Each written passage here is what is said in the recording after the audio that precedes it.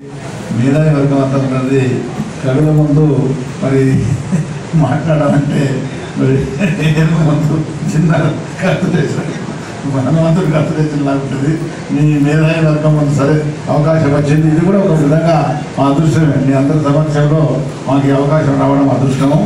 ముఖ్యంగా మరి ఈ సాహిత్య పరిషత్తు ఆధ్వర్యంలో జరుగుతున్న ఈ కార్యక్రమానికి అధ్యక్ష వహిస్తున్నటువంటి రవీంద్ర గారు, మరి శ్రీనివాస్ గారు, ఇప్పుడు ఈ ఆలయం స్వయంభూ వెంకటేశ్వర స్వామి సంవత్సరాల సందర్భంగా ఇక్కడ ఈ కార్యక్రమం ఏర్పాటు చేసుకుని నిర్వహిస్తున్నటువంటి ఆధ్వర్యంలో మరి మా నారాయణ రెడ్డి గారు, గోపాల్ రెడ్డి గారు, మా ముఖ్యంగా రాజభాస్కర్ రెడ్డి గారు పాత్ర చాలా ఉంటుంది ఈ ఆలయం నిర్వహణలో కూడా.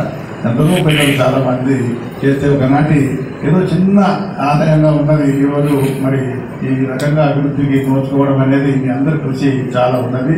మరి వేదిక మీద చాలామంది పెద్దలు చాలా వివరణాత్మకంగా చాలా మరి ఎంతో మనోహరంగా మరి ప్రధాన వక్తగా ఉన్న పెద్దిరెడ్డి వెంకటరెడ్డి గారు, మరి నంది శ్రీనివాస్ గారు, లక్ష్మణరావు గారు, మరి మా కొత్త అనిల్ అన్న గారు, చాలా మంది పెద్దలు ఉన్నారు ఇక్కడ. మా కౌన్సిలర్లు అందరికీ కూడా శంకర్ గారు, నంది శ్రీనన్న గారు, నరసయ్య గారు, చాలామంది ఎదురుగా కూడా మేధావులు ఎంతోమంది ఉన్నారు. అందరికీ కూడా పేరు పేరున మరి ఈ సందర్భంగా నమస్కారం తెలియజేస్తూ మరి రవి కాంతని చోట కవి కాస్తారని చెప్తాను.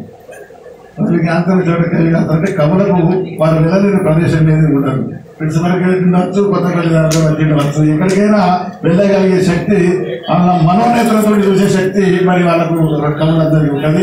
అటువంటి కవులను మరి ఇక్కడ పండిత సత్కారం చేసుకోవడం, పండితులు సత్కారం చేసుకోవడము మా కొత్తపల్లి పట్టణం చేసుకున్నటువంటి అదృష్టం.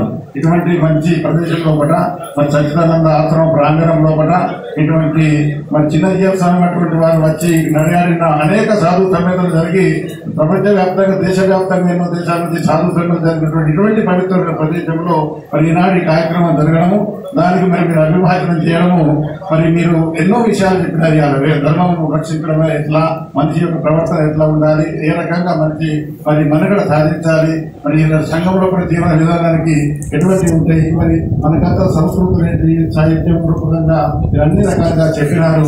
మరి అందరూ కూడా, ఎందుకంటే అందరికీ అన్ని విషయాలు పరిశీలిస్తూ పోతారు, కానీ మరి ఇట్లా మరణం చేసుకోవడానికి ఇలాంటి వాళ్ళు చెప్తే కానీ మళ్ళీ అది జ్ఞాపకానికి రాదు. మరి దాన్ని పునరాలోకనం చేసుకోవడానికి కవుల యొక్క అవసరం ఎంతో ఉన్నది. ఈ కవులు చేసిన పని ఇప్పుడు అంతా ఎక్కడ ఎవరు ఏం మాట్లాడినా చరిత్రకు సాక్ష్యము, చరిత్రను నిలిపేది. ఎవరు ఏ పని చేసినా కూడా చరిత్రను మళ్ళీ ప్రజల్లోకి తీసుకుపోయవలసిన వాళ్ళు కవులు. వాళ్ళ అభిమాసం చేయకుండా, వాళ్ళ రచన లేకుంటే మరి గతంలో ఏం జరిగిందో తెలియదు, భవిష్యత్తులో ఏం జరుగుతుందో తెలియదు. దాన్ని కవులు తమ కళల ద్వారా మరి లోకానికి, ప్రపంచానికి అందిస్తారు. కాబట్టి వారి కృషిని మేము మర్చిపోలేము. వారి కవులు లేకుంటే అసలు ఇక్కడ ప్రపంచంలో గతంలో ఏం జరిగిందో తెలియదు, ఏం దానికి ఆడవాళ్ళు కూడా ఉండదు. మరి మహాభారతం నుంచి మీరు చెప్పినప్పుడు మా పాత అంటే ఏ యుగంలో జరిగితే కూడా మరి ఒక కథ రాశాడు కాబట్టి మరి దాన్ని మీరు చెప్పగలుగుతా ఉన్నారు. ఇటువంటి ప్రదేశంలో ఇటువంటి వచనం చేయడం మరి విన్న వాళ్ళకి కూడా ఎంతో అదృష్టం. అలాంటి వాళ్ళకంటే మేము ఎటువంటి అభిప్రాయం చేయలేదు, రాజకీయ ఉపన్యాసం చేయగలుగుతాం, కానీ ఇటువంటి ఉపన్యాసం చేయాలంటే ఎంతో మేధాశక్తి, ఆలోచన, మరి జ్ఞాపక శక్తి, అన్ని సర్వశక్తులు ఉండాలి. ముఖ్యంగా భగవంతుడు ఆగే శక్తిని ఇవ్వాలి. ఎంత చేసినా కూడా ఆ జ్ఞానం అనేది లేకుంటే అది బయటికి రాదు, వాళ్ళు చేయలేరు. మరి మా అందరిలో కూడా రోజుల మధ్య రాస్తారు, రోజుల మధ్య రాస్తారు. చూస్తూ ఉంటాను. అట్లా చాలా మంది పెద్దలు ఉన్నారు ఇక్కడ అభివృద్ధి చేసేవాళ్ళు. మా అందరిని ఉద్దేశించి చాలా విషయాలు చెప్పినారు. మాకు కూడా కొంత ఏమంటుందంటే సగంలో వచ్చినాం మేము. చాలా చెప్పే విషయం మొదటి నుంచి ఇట్లా బాగుంటున్నాం. బాగా చాలా మంది పెద్దలు అనేక రకాలుగా చెప్పి ఉంటారు, అనేక విషయాలు చెప్పి ఉంటారు. మరి వినడం కూడా మా అదృష్టం కావాలి, దానికి కూడా వినడానికి కూడా మాకు అదృష్టం కావాలి. సరే పర్వాలేదు.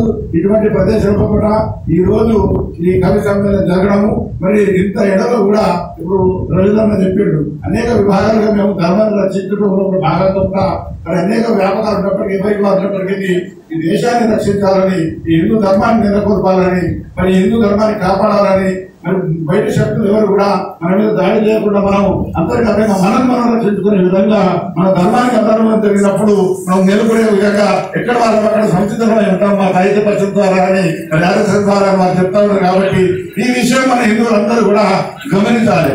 నిన్న మొన్న కూడా ఒక విషయం జరిగింది మనకు. ఇప్పుడు ఒక చట్టం అనేది వచ్చింది, అది ఎంతో పెద్ద అది గొప్ప విషయం.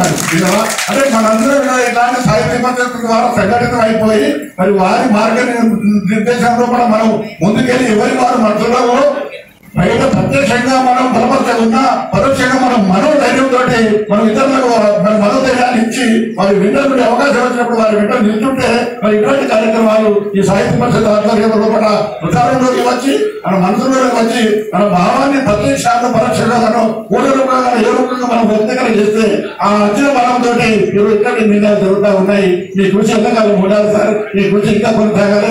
ఇంకా చేయవలసింది ఎంతో ఉన్నది, చేసింది ఎంత ఉన్నప్పటికీ చేయవలసింది కూడా ఇంకా ఎంతో ఉన్నది.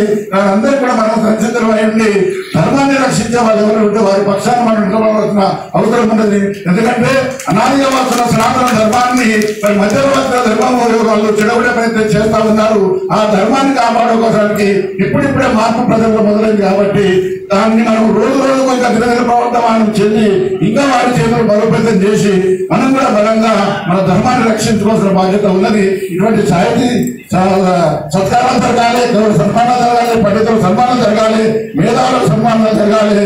ధర్మాన్ని రక్షించే వారి వెంబడి మనం ఎప్పుడు ఉండాలని మరి ఇంతకన్నా ఎక్కువ మీకు చెప్పకుండా సమయం తీసుకోకుండా దయచేసి ఎక్కువ సమయం తీసుకుంటే మన్నించాలని కోరుతూ మరి అందరికీ కూడా పేరు పేరున మరి ధర్మం పక్షాన నిలబడాలని మరొకసారి సెలవు చేస్తూ మా అందరికీ మీ మంచి అభిప్రాయం మీ యొక్క మరి సమయం మాకు లభించినందుకు మీ ద్వారా మా ఈ కొత్త సమయమైన మీలాంటి మేధావుల మధ్య గడుపునే అదృష్టం కలిగిన ఈ ఆదాయ ట్రస్ట్ వారికి అందరూ కూడా పేరు పేరు నమస్కారం చేస్తూ జై వెంకటేశ్వర స్వామి, జై బాలయ్య.